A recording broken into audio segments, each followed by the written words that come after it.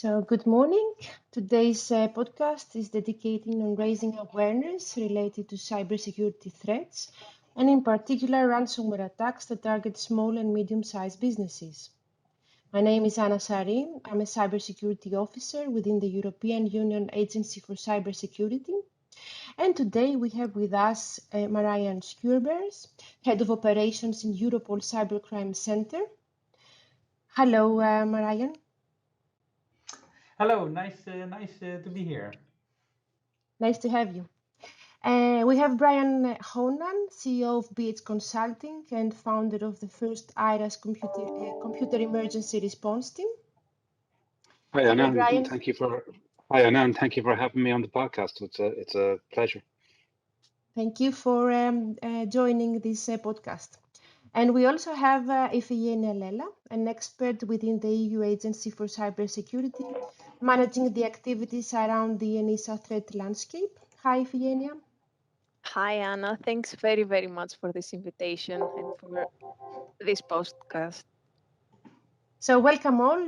We are happy to host you in our cybersecurity awareness raising podcasts.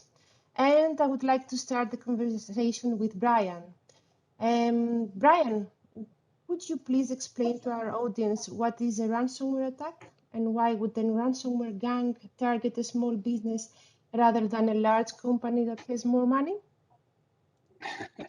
Yeah, and it's an interesting question because when we deal with many SMEs, they seem to think, well, criminals won't target us. We're too small.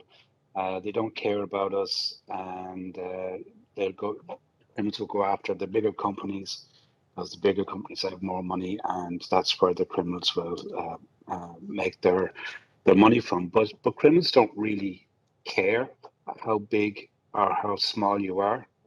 They only care about getting money, and they will target anybody, no matter what industry you're in, what country you're in, or what size your business is.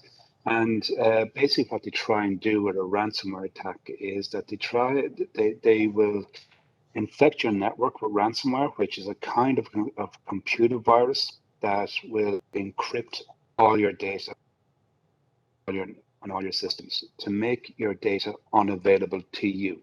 So this means your business no longer has access to your data or that's on your computer systems.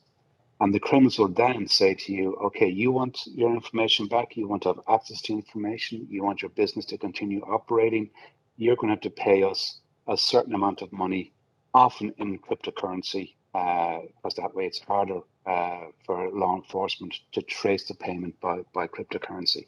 So basically, that's why it's called ransomware.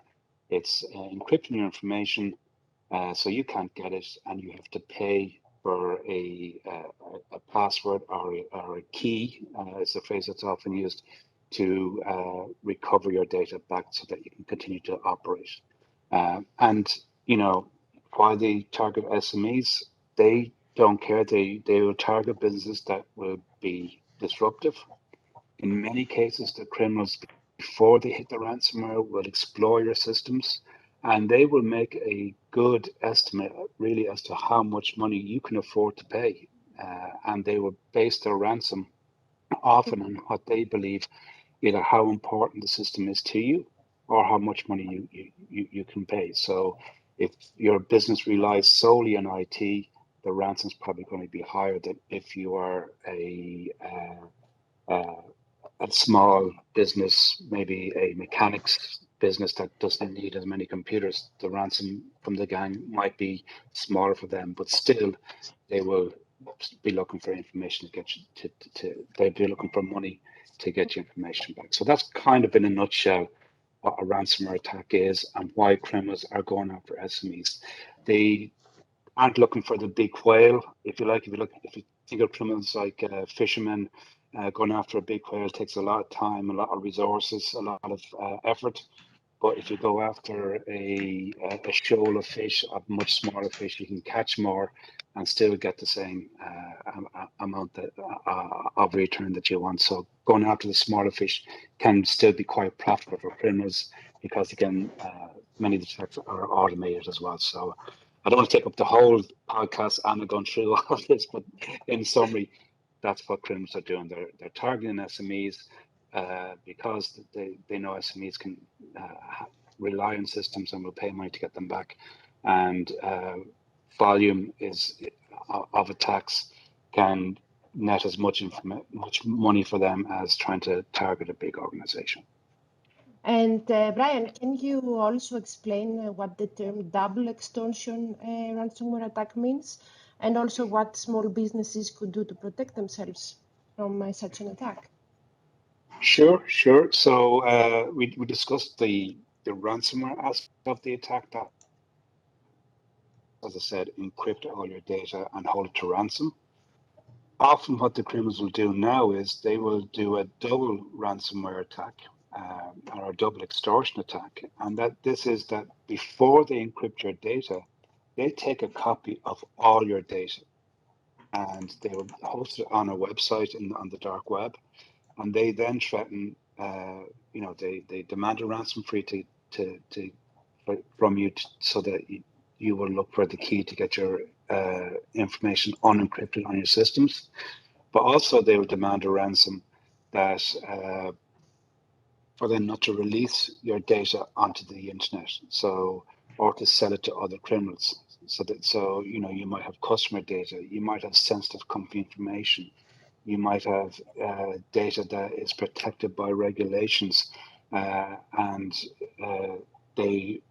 criminals hope that based on the fear of that information that has been released to the public or criminals, you would another of another extortion fee as well.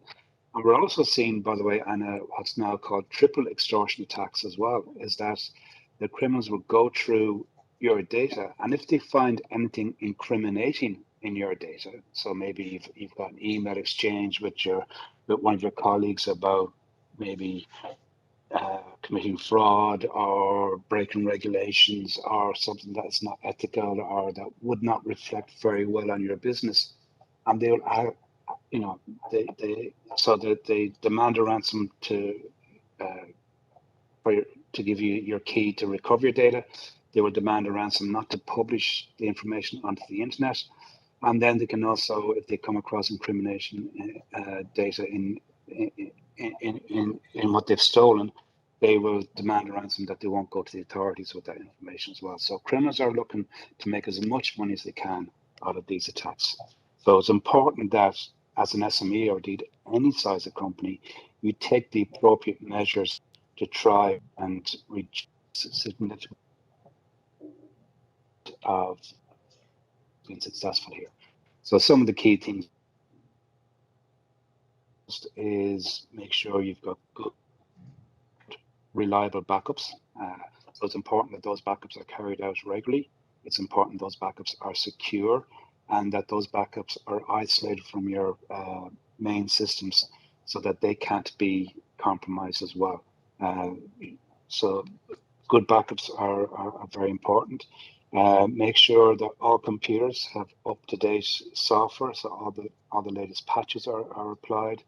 That they also have good, reliable antivirus software applied across all the machines as well. If users don't need administrator access to the computer, you should remove that from users because that's often a way for hackers to break into your system. If you're logged on as administrator, they can access it the same way. And also teach staff how to try and spot suspicious emails. Like criminals will use attachments or links in emails to try and launch the system. Sorry. Yes, and we will come back to the security measures again later in the discussion, and especially we will discuss about backups. I would like to ask now Ifigeneia. Ifigeneia, what in your opinion are the key trends that we are observing when it comes to ransomware Should SMEs pay attention to ransomware attacks, and how the threat landscape regarding ransomware has evolved in the recent years? So, hi Anna, first of all again. For the trends now, we recently published, let's say, a report here in ENISA that it's actually, the focus is ransomware. There we analyzed in a period from 2021 until now, until July 2023, around 623 ransomware incidents that were mainly focused, let's say, on Europe, UK, United States. What we found in this analysis was quite shocking in a way. We saw basically that the stolen data of those confirmed incidents that we saw has gone above, let's say, the 136 terabytes, and it's usually we calculated about 500 gigs per incident, let's say. Similarly, we saw that the top 3 countries, again, was, okay, United USA, but then it was followed by 2 of our own EU countries, Germany and France. Another finding that we saw, and we consider it quite important, is that the ransomware gangs were sector agnostics. They were going, actually, this is what, adding to what Brian said before, that they don't care about if it's a big, a small, or a medium company. Well, they don't care about the sector either. So they will go to all types of sectors and hit the victims. As for the threat landscape, how has it evolved in the recent year? Well, it is usually agreed a money-driven, let's say, approach. The ransomware business model has grown exponentially, and with a foresight, let's say that it will cost this whole thing around 10 trillion. The amount is huge. By 2025, it's not that it's in a decade or so. So it has evolved its business model. It has become more specialized, more organized through the cyber as a crime, the cybercrime as a service model. And nowadays, basically, it's quite simple for anyone with basic skills to quickly perform a ransomware attack. And of course, this has been helped as well with the introduction of the cryptocurrency. As for the SMEs, what they need to pay attention, again, it goes to awareness mainly, but I think we will cover that in a while, Anna? Yes, exactly. Thank you, Ifigeneia. I'll go now to Marjin and ask him from an investigating point of view, what would you advise SMEs to be able to prevent becoming a victim of ransomware? And what is actually Europol's approach when it comes to combating ransomware? Well, yeah, Anna. Yeah, well, what we do at Europol, we try to get a really good understanding of how the criminal landscape works in order to focus our investigations. Because of course your investigative time is limited, so you really have to focus on the most effective parts. But the interesting thing is that this knowledge can also be used indeed for prevention advice to not fall a victim, or to limit the chance of falling victim to a ransomware. Well, what our analysis showed that typically a ransomware incident, if you look back on it, it can be divided in what we do in 5 phases, and I will go through them now, just naming them. So when because you don't fall a victim to a ransomware attack out of the blue, there's a process that has to go through it, that the criminals have to go through. So the first phase that they do is they gain initial access. So that's the first infection on your computer network. So you're not infected with ransomware at that moment, but they just have a primary infection or with a virus, or they got some access credentials and they have access to your system. So that's the initial access, phase 1. Sometimes I also explain it or compare it to a burglary. It's basically the front door, that they got the key of your front door, or they broke your front door open. After that, they go into phase 2, and that is the consolidation of that position. So what if you would compare it to that same burglary, they open up the window of the attic and the back door. So in case the front door, gets a new lock, that they will still able to get in. So that is phase 2. Then phase 3 is actually the data exfiltration. So then they will start exfiltrating your data, uploading it to their own servers. And then in phase 4, only then the ransomware will be rolled out. So then your files will be encrypted. And then the phase 5 is the financial handling, so that you have to pay, or they will extort you, indeed, like Brian just explained. Well, these 5 phases, they provide focal points for Europol to focus on which are the most key players in this whole landscape, and specifically on those 5 topics. But you can use those 5 topics as well to prevent you from falling victim to a ransomware group. So if we would go through these 5 phases again, so the initial access, to prevent them to gaining initial access to your systems, is indeed, like Brian also already mentioned, is to update your system. So make sure that your software is not vulnerable for any attacks, at least that the attack vectors that the providers of that software know of, they are all been patched. So make sure that your basic hygiene is really good. Also, not indeed educate your staff, not clicking on too many links, because that is also normally the place where the initial access takes place. So if you would go further on the chain, so we go for instance to phase 3, I explained that is used for the exfiltration of data. It can always happen that they already have access to your systems, but make sure that the data, which is really valuable for your company, so especially you could call it your crown jewels, try to provide extra security around them. For instance, with 2-factor authentication, because we saw in actual investigations where we were monitoring criminal groups, that as soon as they would hit 2-factor authentication, they would immediately drop the attack and go to the next one, because they have so many opportunities as other companies as well. And they will just go to a company who has protected the data with 1-factor authentication. So that will be also a good one. So protect your data from being exfiltrated by extra security measures, 2-factor authentication, or maybe segmentation of your network, or whatever. So that's protecting from the phase 3.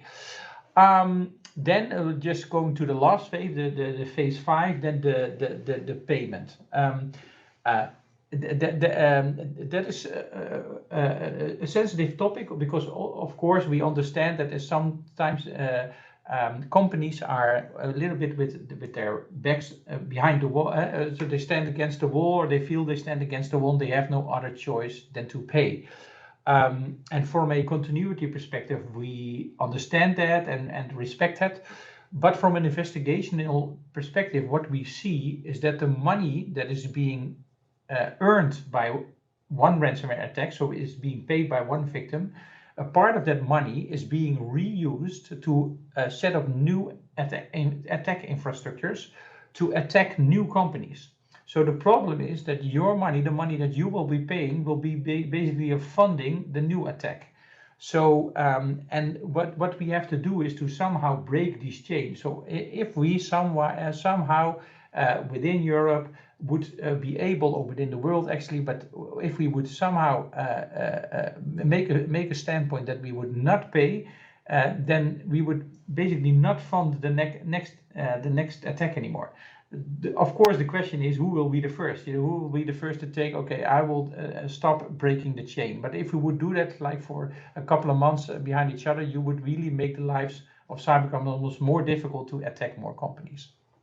So this is basically our view, if you look at it from a viewpoint on the criminal landscape. And just to round up, of course, because of the not paying is such a big dilemma, and we totally understand that, it is even more important to look further up the chain, so that you prevent from falling victim to a ransomware attack in the first place. And that is that you take your countermeasures in the first phases. So in the initial access, prevent from falling to initial access anyways. And should they have come in, that they then protect your data really well, so that and you stop them at that point. Okay, that's very good advice. Thank you, Marjin. Coming back to you, Ifigeneia, how can SMEs better prepare to mitigate ransomware attacks? And how should they respond in an unfortunate case that they fell victims to such an attack? Is paying the ransom an option? Should they report the attack? Or is backup a viable solution? Thanks, Anna, for this. I will split my answer into what can they do before a ransomware attack and what they can do after. So for the before, basically, it's what has already been said by Brian and Marjin. It's to have backup. I mean, this is, I think, it has been said for not only by us, it has been said by other cybersecurity experts. I think a backup, a good verified backup is a critical thing to have. To apply a 3-to-1 rule, let's say, for this kind of backup. So for all data, to have 3 copies in 2 different storage media and 1 copy offsite. Of course, if they can manage it. Another thing is to maintain for all their employees a security awareness program, a policy, a privacy protection, let's say, and to have a very good cybersecurity hygiene and use in every case the best practices that exists. Like access management software with the support of MFA and so on. To conduct regular risk assessments and consider taking out the ransomware insurance if they can. Now, what happens if they have done all this and they do fall a victim? Because this, of course, can happen. I mean, it's not a panacea, all of these things. I would say that first, they should contact the national authority or law enforcement agency and ask them how to handle such a deal. One that I forgot actually in the preparedness is actually to know who to contact in these 2 cases. We do not encourage that they paid in any case the ransom or to negotiate with the gangs, of course. Another thing is to quarantine those systems, so to cut them off immediately if they can from the network in order to stop, let's say, and contain the infection. And to lock down any access to the backup systems until this infection stops basically and gets removed. Furthermore, I would like to note that sharing the information with the authorities about the ransom incident is highly recommended by us. It gives us the opportunities for other people to not be the victims themselves. It gives the opportunity for the authorities to assist better, for the security researchers to better handle the incidents and to identify these gangs. And of course, in the end, all of this accumulates to us better providing more reliable data to map the threat landscape.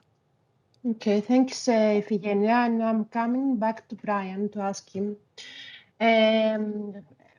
First of all, if a ransomware attack can actually affect backups, and whether a company can get into trouble for paying the ransom, and whether there is a legal obligation to report it to the authorities.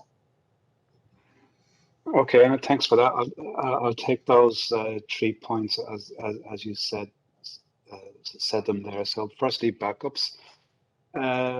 Yes, it is possible for your backups to be affected by ransomware. This is particularly where you may be using a solution that you back up your data onto another disk or maybe into the cloud, but there's no way to protect that backup. And by what I mean by protect is to ensure that it can't be deleted it can't be overwritten or it cannot be altered or infected with ransomware.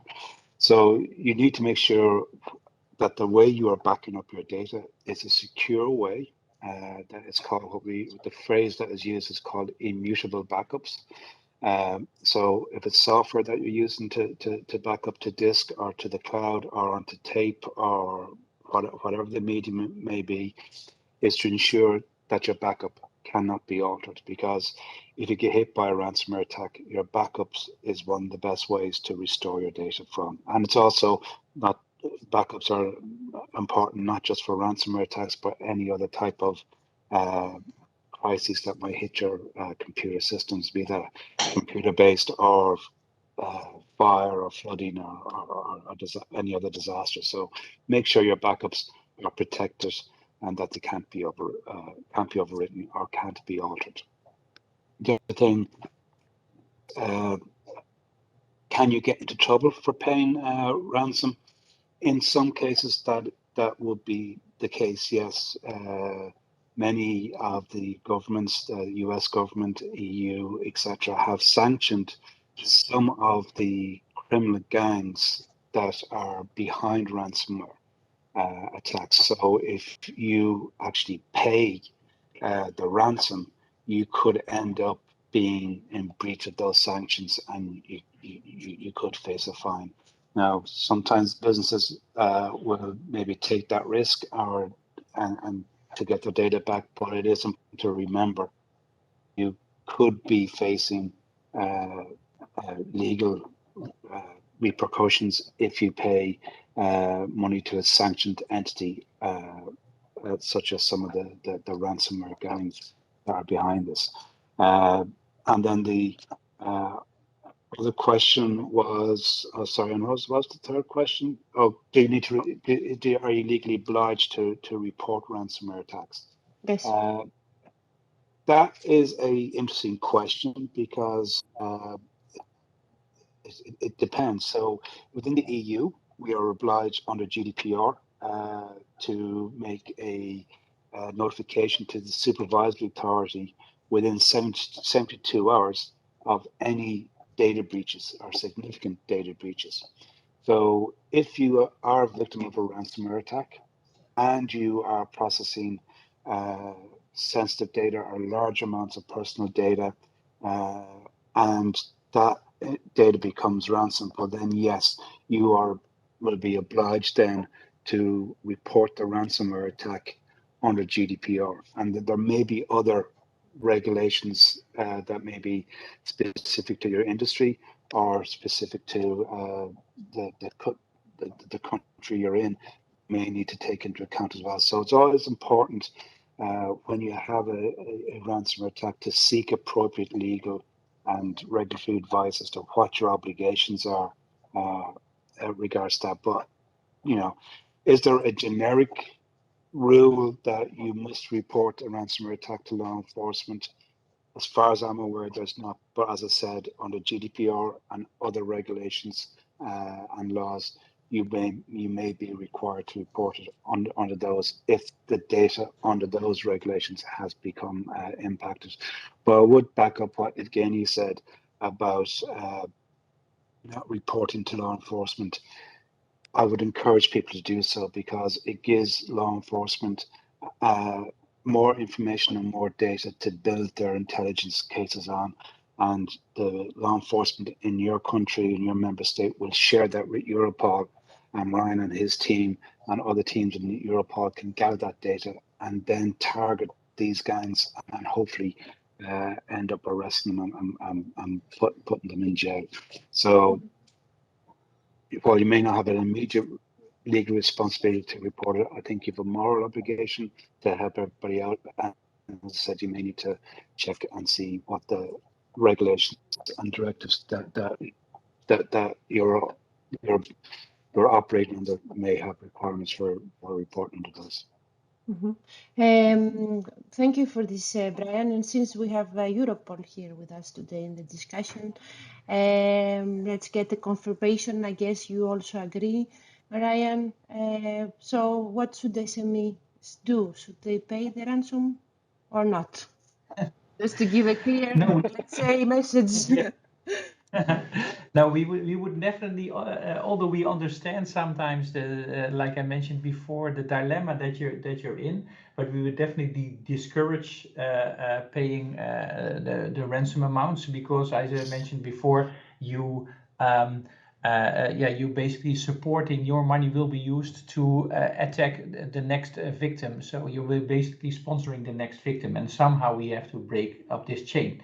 What I do want to encourage is indeed, if you fall victim to a ransomware attack, and even if you unfortunately have paid, then indeed share that data, report it to the police. Although you might not have to by law, although those laws are slowly seem to change, but at this moment you are not obliged to, but it is really important that you do anyways, because you have to imagine those many countries out there, their ransomware attacks occur. But what those law enforcement agencies need to do, they need to try to solve them and attribute them and see if we can either disturb or disrupt the criminal infrastructures are being used, or even attribute the attacks and then try to arrest them. But in order to get there, we need basically to solve the puzzle. Basically, every police investigation is a sort of a big puzzle with all small pieces. And a few of those pieces are in each data sets of a ransomware attack at a company. So in order to law enforcement to complete the puzzle, we need the pieces of the puzzle, and the pieces of the puzzle the companies have. So please hand over those pieces of the puzzle to law enforcement, to national law enforcement. They start puzzling, and of course this is an international puzzle. So, and that's where Europol plays a role, because what we try to do as Europol is to gather the different pieces of the puzzle that are out there all throughout Europe or beyond out there in the world, and help national law enforcement agencies to bring them together and to solve the puzzle together. So country A may have a couple of pieces, country B may have a couple of pieces, Europol may have a couple of additional pieces, and then we might be missing some still, but some then we can fill in or already know from, okay, these part of the puzzle is a tree, so we can already see that coming, and then at the end maybe cut down that tree, so to say. Mm-hmm. Thank you, Marjin, and thank you all for the interesting views on the topic. I do really hope that through this discussion we will manage to alert small and medium-sized businesses on how to prepare, prevent, and respond to ransomware attacks. Closing the conversation now, I would like to ask you for a last advice that you would give to a small and medium-sized business to protect themselves from cyber criminals. And I would start with Ifigeneia. So for me, two last advice, two tips I would say is, in the case of before, have a security awareness. So everybody that does not go and click whatever they want. And in the case of after, information sharing, I would say, is caring. So please share. It gives not only law enforcement, but it gives security researchers much needed data in order for which can assist basically us responders to better to better handle incidents, and actually it helps other potential victims of not being an actual victim. Thanks, Ifigeneia. Brian? Yeah, the few piece of advice I'd give Anna would be, and we did mention during the podcast, but again to reinforce it, is to enable multi-factor authentication. This is a key way that criminals often hijack accounts to break into systems. So employing multi-factor authentication strengthens that authentication path and protects it better. I would recommend that and think about how they would respond to a ransomware attack now. Don't wait for the attack to happen. Think about how you'd respond now and see, have you got the right resources in place to help you respond? And if you understand what resources you should have in place, I'd strongly recommend two sources of information. One is ENISA's own SME project for security. There's lots of good information up there and guides on how to protect SMEs. And secondly is Europol's No More Ransom website. There is lots of good information on that as well. And indeed, Europol, working with many cybersecurity companies, have published on the No More Ransom website, which is nomoreransom.org. Publish on that website a lot of the keys for some of the ransomware that's out there now. So if you get infected, it is possible that the No More Ransom project have the keys to recover your data, and you may not, you won't have to pay the ransom to the criminals. Thank you, Brian. Marjin? For me, I have to agree that, to a large extent with Brian. It's install the two-factor or even multi-factor authentication of your system, because we really see that cyber criminal groups, as soon as they hit that they will drop the attack and go to the next victim, unfortunately, but lucky for the one that has multi-factor authentication. So that would be a really key takeaway. So that's phase 3, protect your data. And basically also the initial access, because if you also your initial access protected by multi-factor authentication, that would become. So I will leave it at 1, install multi-factor authentication. Great. Thank you all for today's podcast. I would like to wish you a great day. And I hope we will get the chance to have another podcast again in the future together. Have a good day. You too. Thank you. Thank You too. Thank you very much. Thanks for having us. Greetings from The Hague.